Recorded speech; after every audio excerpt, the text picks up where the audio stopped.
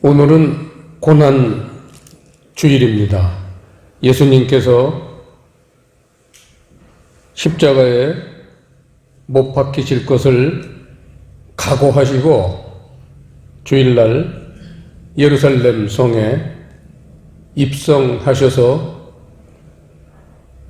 동네 어귀에 있는 나귀를 빌려다가 그 나귀를 타시고 예루살렘 성에 입성하실 때에 수많은 사람들이, 환영객들이 그 팜추리 종려나무 가지를 잘라서 흔들면서 호산나 하면서 예수님을 환영했습니다.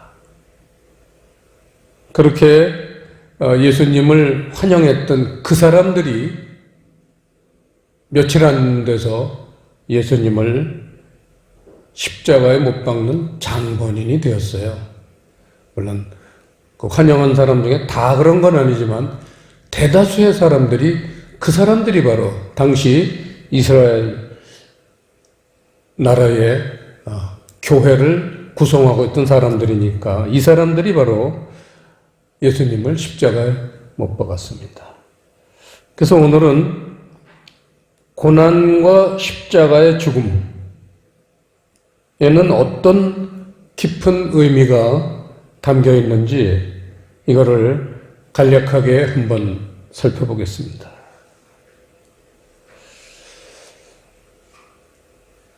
예수님의 교훈은 당시 이스라엘 교회들에게 엄청난 마찰을 가져왔어요. 여러분 성경을 보면 아시지만 신약 성경 전체가 전부 그러한 예수님과 당시 교회들의 마찰을 다루고 있습니다. 왜냐하면 그 교훈이라는 게, 예수님의 교훈은 하늘의 영으로 가르치는 교훈이에요. 그거를 요한복음 6장 잠깐 보시겠습니다. 요한복음 6장, 신약성경 154페이지, 요한복음 6장 63절 합독하시겠습니다. 살리는 것은 영이니 육은 무익하니라. 내가 너희에게 이른 말이 영이요 생명이라. 64절을 한 절 제가 더 보겠습니다. 그러나 너희 중에 믿지 아니하는 자들이 있느니라 하시니, 이는 예수께서 믿지 아니하는 자들이 누구며 자기를 팔 자가 누군지 처음부터 아심이러라. 예루살렘 입성하실 때에 예수님은 벌써 그 마음으로 저렇게 나를 환영하는 사람들이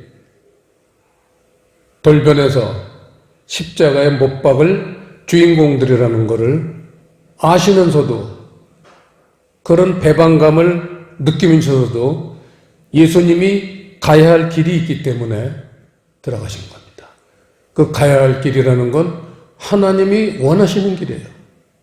그래서 예수님은 그 아버지 하나님의 그러한 명령 때문에 순종을 해서 십자가에 못을 박혔습니다. 자, 방금 우리가 예수님의 교훈은 살리는 것은 영이니 해서 영의 말씀, 이 하늘의 이 영의 말씀, 예수님은 이 하늘의 영의 말씀으로 사람들을 가르치라 이 땅에 오셨습니다. 그런데 당시 교회는 율법을 통해서 사람들의 교훈으로 가르치고 있었어요. 그 대표적인 게 한 장 앞에 보시면요, 마태복음 조금 뒤네요. 15장을 보시면요, 7절에 보시면요, 외식하는 자들아, 이사야가 너희에게 대하여 잘 예언하였도다 일렀으되. 8절 9절 합독하시겠습니다. 이 백성이 입술로는 나를 존경하되 마음은 내게서 멀도다. 사람의 계명으로 교훈을 삼아 가르치니 나를 헛되이 경배하는도다 하였느니라 하시고, 여기서 우리가 잘 알 것은 율법 말씀을 받아들이고 사는 사람들은 입술로만 하나님을 존경하지만 마음은 주님에게서 멀게 된다. 왜냐하면 그게 사람의 계명으로 교훈을 삼아서 가르치기 때문이다. 이렇게 너무나 정확하게 당시 교회에 대해서 이렇게 지적을 하셨습니다. 방금 우리가 봤던 이 마태복음 15장의 그 8절 9절 말씀은 이 당시 교회만 있었던 일이 아니라 수천 년 전에 이사야 시대, 구약 시대에도 똑같은 일이 일어났었어요. 그거보다도 또 수천 년 전에 우리 인류 최초 아담과 하와에게도 똑같은 사건이 일어났죠. 그게 선악과 사건입니다. 결국은 모든 인류는 어느 시대나 이 사건을 반복해서 학습하고 있습니다. 오늘날 현대 교회도 예외는 아니겠죠. 창세기부터 지구 종말이 끝나는 계시록 끝까지 이 패턴은 결코 바뀌지 않습니다. 이사야서 29장을 그래서 인용했던 원어를 한번 보겠습니다. 이사야서 29장 9절에 보시면요, 너희는 놀라고 놀라라. 너희는 소경이 되고 소경이 되라. 그들의 취함이 포도주로 인함이 아니며 그들의 비틀거림이 독주로 인함이 아니라. 소경이 되라는 하나님의 말씀입니다. 소경이 된다는 거죠. 하나님이 원하시는 게 아니라 당연히 소경이 된다. 근데 그게 술 취한 것 때문에 그런 게 아니다. 비틀거리고 살게 된다. 10절 대저 여호와께서 깊이 잠들게 하는 신을 너희에게 부어주사 너희의 눈을 감기셨음이니 눈은 선지자요 너희 머리를 덮으셨음이니 머리는 선견자라. 그러므로 모든 묵시가 너희에게는 마치 봉한책의 말이라. 그것을 유식한 자에게 주며 이르기를 그대에게 청하노니 이를 읽으라 하면 대답하기를 봉하였으니 못하겠노라 할 것이요 또 무식한 자에게 주며 이르기를 그대에게 청하노니 이를 읽으라 하면 대답하기를 나는 무식하다 할 것이요. 주께서 가라사대 이 백성이 입으로는 나를 가까이하며 입술로는 나를 존경하나 그 마음은 내게서 멀리 떠났나니 그들이 나를 경외함은 사람의 계명으로 가르침을 받았을 뿐이라. 그러므로 내가 이 백성 중에 기이한 일, 곧 기이하고 가장 기이한 일을 다시 행하리니 그들 중의 지혜자의 지혜가 없어지고 명철자의 명이 가리워지리라. 에덴 동산 사건도 동일한 사건입니다. 여러분 지난 주에 두루 도는 사형검을 우리가 말씀을 봤는데 보세요. 이 14절 보세요. 그러니까 13절에 나오는 사람의 계명, 하나님의 말씀을 사람의 계명으로 받아들이면 어떤 일이 일어나느냐? 결론이 하나님이 이렇게 하신다는 거예요. 이 백성 중에 기이한 일, 기이하고도 가장 기이한 일이 생긴다는 거예요. 그게 뭐냐면 그들 중에 지혜자의 지혜가 없어지고 명철자의 총명이 가려진다는 거예요. 보세요. 사람이 지혜가 없어지고 총명이 없어지면 결국은 인간 스스로의 힘으로는 그 선악과 사건 때문에 에덴 동산을 쫓겨났던 그 사건에서 해결책이 없습니다. 인간으로서는 해결책이 도저히 없어요. 하나님이 두루 도는 화영검을 세워놓으시고 다시는 에덴 동산 생명나무를 먹을 수 없도록 막아놓으셨잖아요. 그 두루 도는 화영검이 율법 말씀이라고 그렇게 지난주에 저희들이 말씀을 이해했습니다. 그런데 이 율법 말씀이 두루 도는 화영검이란 말이에요. 불꽃이 튀는 칼의 말씀이에요. 그러니까 겁을 먹어가지고 받아들여요, 사람들이. 그래서 결국은 그거를 뚫고 들어가야지 다시 생명나무를 먹을 수 있는데 그런 기회가 없어졌어요. 이게 인류의 가장 심각한 딜레마입니다. 오늘날도 똑같아요. 오늘날도 이 두루 도는 화영검, 율법 말씀은 오늘 주님이 말씀하시기를 사람의 계명이다. 사람의 교훈, 사람의 가르침이라는 거예요. 그래서 사람의 가르침에 푹 빠지면 하늘 가르침은 결코 나에게 다가올 수 있는 기회가 없습니다. 저도 전에 인천 살 때 그 연수구라고 아주 좋은 동네에 있습니다. 송도 바로 앞에 있는데 그 연수구 뒷산이 청량산이에요. 그 청량산에서 제가 영하 12도 되는 날, 눈이 10cm 이상 내린 날, 제가 정말 하나님 말씀을 그리워하고 사모해서 뭐 거의 말씀을 보던 그런 시기였습니다. 그럴 때 방석 하나 바닥에 눈 위에 깔아놓고 제가 기도를 하는데 주님께서 음성이 들려왔습니다. 네가 가지고 있는 말씀을 버려라. 네가 평신도 때부터 또 신학교를 통해서 또 목사가 되고 지금까지 수십 년을 네가 받은 말씀이 그게 내가 준 말씀이 아니다. 니들이 스스로 깨달은 사람의 교훈이다. 이거를 버리면 내가 하늘의 말씀을 주겠다. 그렇게 말씀하셨는데 그걸 제가 쉽게 받아들이겠습니까? 죽을 고생하고 다 죽다가 거기서 죽는 것보단 받아들이는 게 낫겠다 싶어서 그때 제 마음의 상태가 그렇게 하늘 말씀을 받아들일 준비가 되어 있지 않은 사람인데 죽으니까 죽는 것보단 낫지 않겠냐 해서 제가 순종한 게 아니라 굴복을 해서 받아들이겠습니다.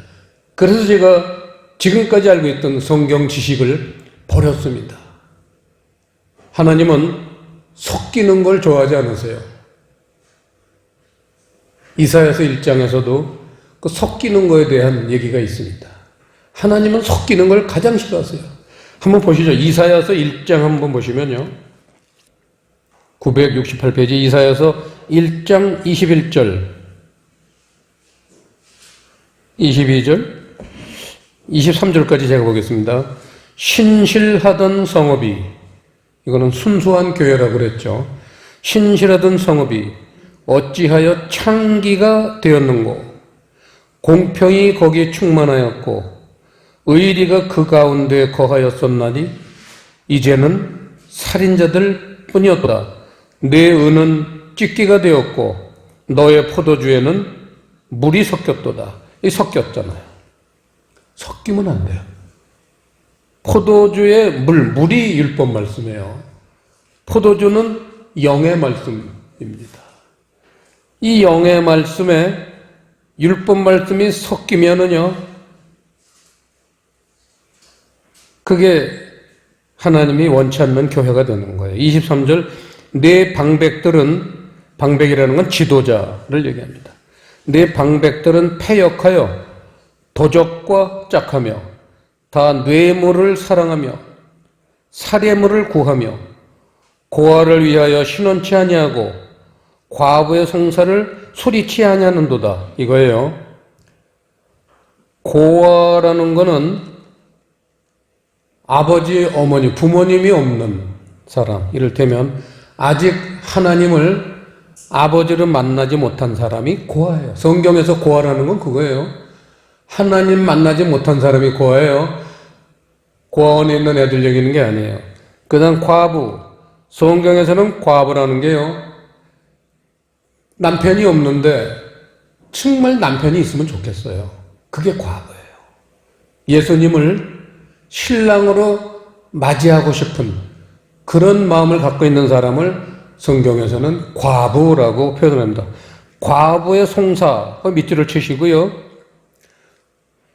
과부의 가장 간절한 소원이 뭐냐고. 그다음 누가복음 18장 3절이라고 주석을 다시고요. 누가복음 18장을 한번 찾아보시는 겁니다. 신약성경 125페이지 누가복음 18장은 1절부터 8절까지가 과부와 재판관의 비유입니다.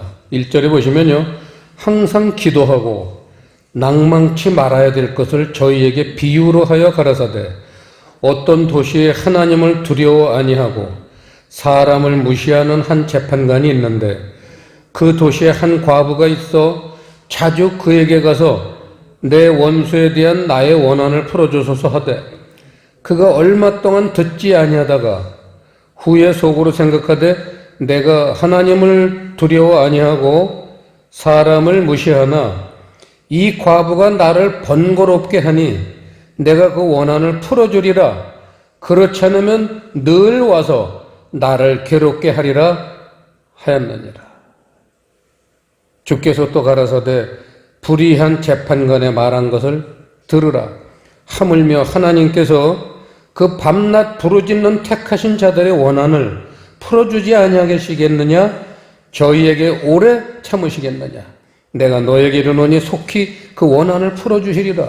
그러나 인자가 올 때에 세상에서 믿음을 보겠느냐 하십니다. 이 상당히 은유법을 하나님은 비유니까요. 하나님 말씀은 전부 비유이기 때문에 이게 지금 과부와 재판관의 대화의 사건으로 다루고 있지만 결론이 이 과부의 간절한 소원이 뭐예요? 원한. 과부의 원한이 뭐예요?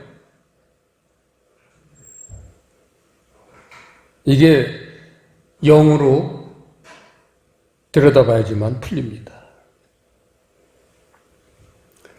과부가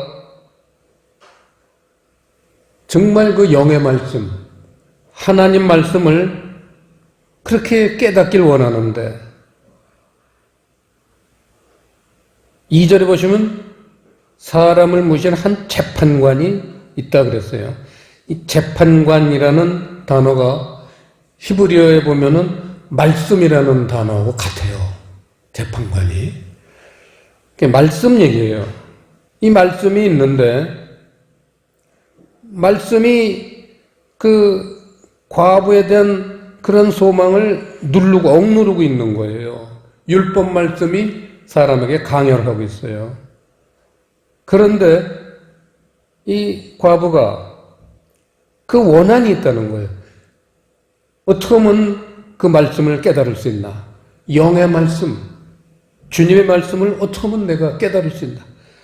그러한 소망이 간절한 사람에게는요, 하나님이 그 원한을 풀어주지 아니하시겠느냐? 풀어준다는 거예요.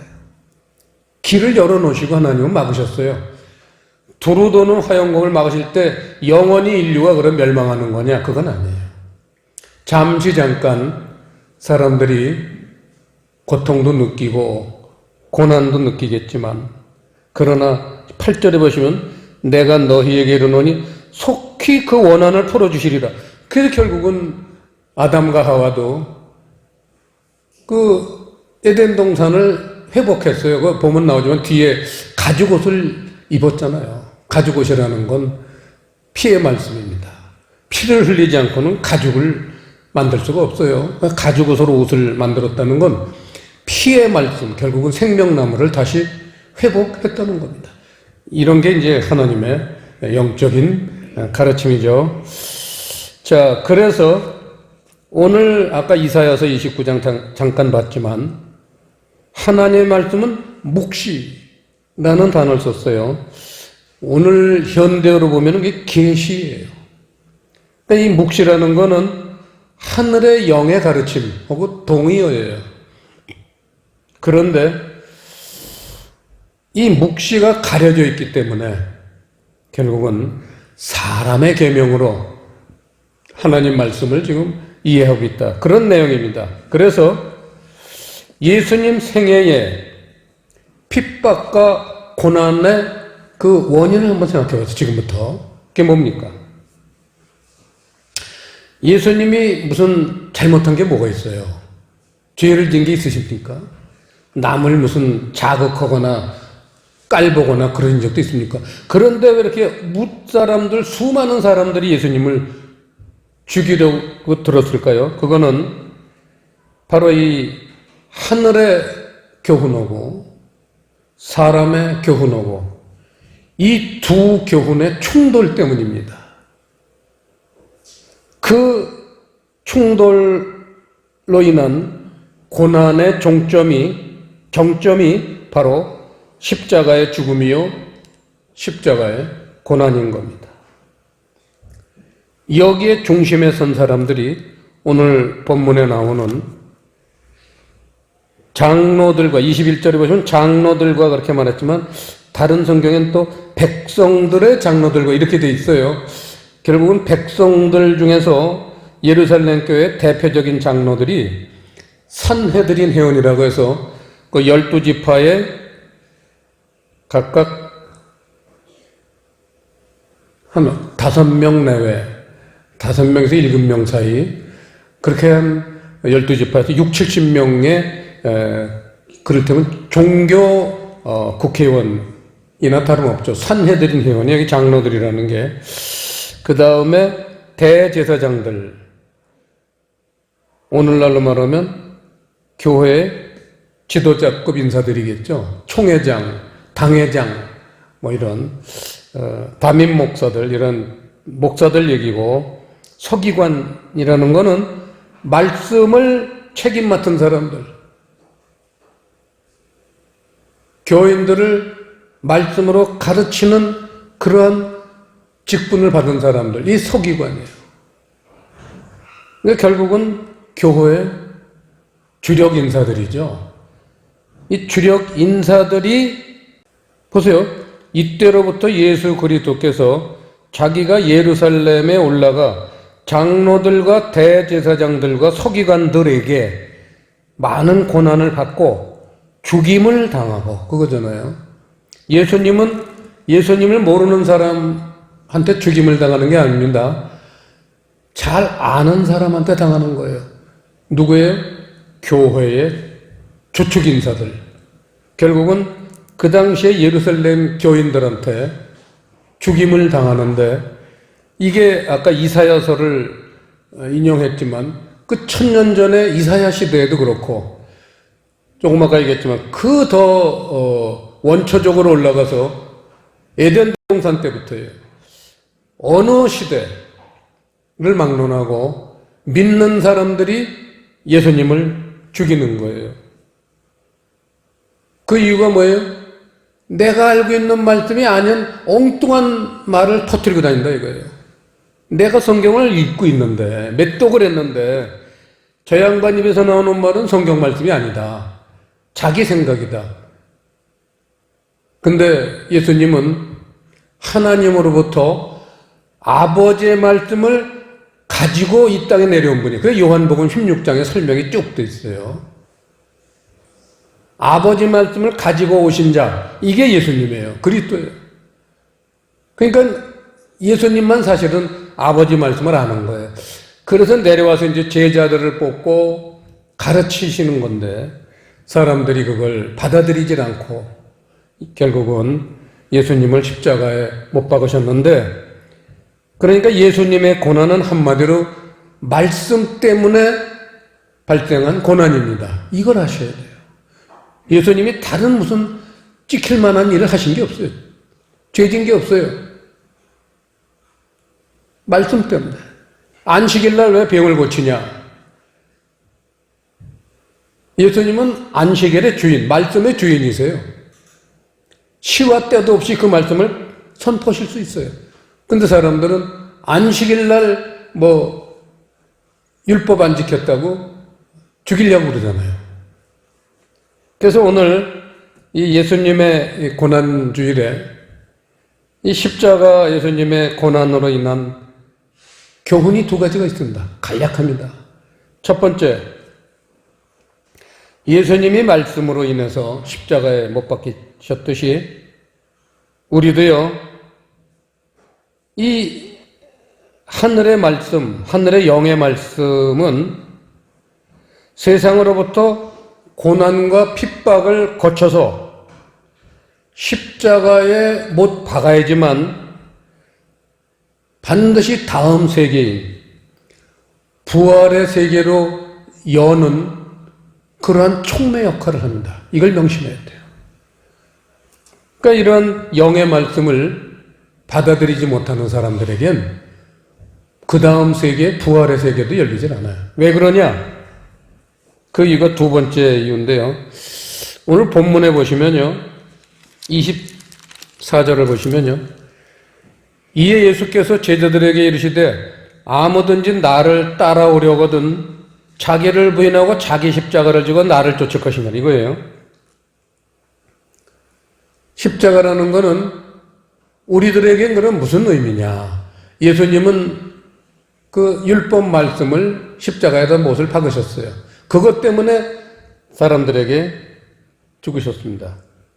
그런데 우리들에게도 동일하게 십자가를 져라. 그게 뭐냐? 자신을 부인하라는 거예요. 여기에 하나님 가르침에 놀라운 비밀이 있습니다. 이 말씀의 교훈은요, 사람의 사고방식에 영향을 줍니다. 율법 말씀은요, 육적 사고방식을 주기 때문에 육적으로 살게 만들어요. 그런데 영의 가르침이 와야지 이 육적 사고방식을 버릴 수 있습니다. 아까 제가 청량산에서 간증 잠깐 말씀드렸죠. 버려야지만 영의 말씀은 오는 거예요. 육의 말씀도 가지고 있는 채로 영의 말씀도 곱배기를 받겠다. 그건 안 돼요. 하나님은 섞이시는 걸 싫어해요. 그래서 자기 부인이라는 것은 육적 사고방식을 버리는 거예요. 그거를 자기 십자가를 지고 나를 쫓아라. 이렇게 말씀하시는 거죠. 그래서 자기 십자가에다 못 박을 게 뭐냐? 그게 육적 사고방식의 산물. 우리 그리스도인들에게 가장 위대한 그 십자가의 메시지는 갈라디아서 5장입니다. 한번 보시죠. 갈라디아서 5장. 갈라디아서 5장 24절. 그리스도인의 필독의 메시지입니다. 24절 시작. 그리스도 예수의 사람들은 육체와 함께 그 정과 욕심을 십자가에 못 박았느니라. 이 박았느니라가 과거형으로 되어 있어요. 원어 보면요. 박을 것인 사람은 그리스도인이 아니에요. 지금 그리스도 예수의 사람들이라는 것은 그리스도인이잖아요. 누구를 그리스도인이라고 하느냐? 육체와 함께 그 정과 욕심을 십자가에 못 박은 사람.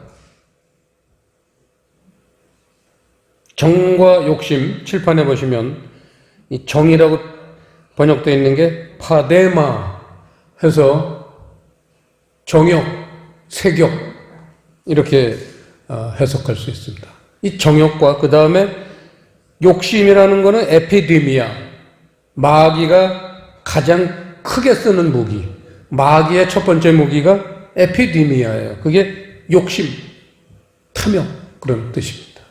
결국은 교회를 다니면서도 이 두 가지 육신적인 이런 내용들을 처리하지 못했기 때문에, 버리지 못했기 때문에 영의 세계가 오지 못하는 사람들이 많습니다. 얼마나 가슴 아픈 일입니까?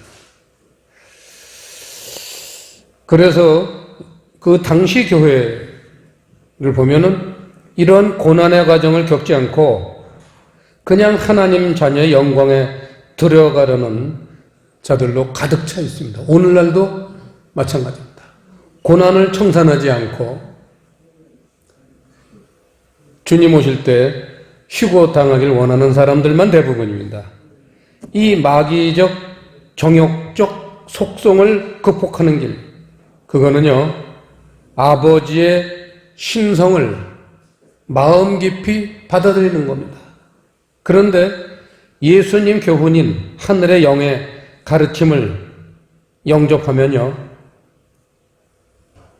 자신의 육신의 본성인 그 본성을 십자가에다가 못 박고는 이런 하나님이 주시는 베드로 후서 1장에서 말씀하시는 신의 성품, 하나님 성품을 받아들일 수 있는 기회가 생기는 겁니다. 그래서 예수님의 고난은 단순히 비극이 아니라 이러한 것을 처리해서 우리의 소망의 부활로 이끄는 고난이기 때문에 이 고난은 결코 비극이 아닙니다. 예수님이 이 길을 열어놓으셨습니다. 우리 교회도 이런 영의 가르침을 꾸준히 받아서 한 사람도 예외 없이 주님 재림하실 때에 모두 주님을 만나는 그런 여러분들 되시길 바랍니다. 기도하시겠습니다.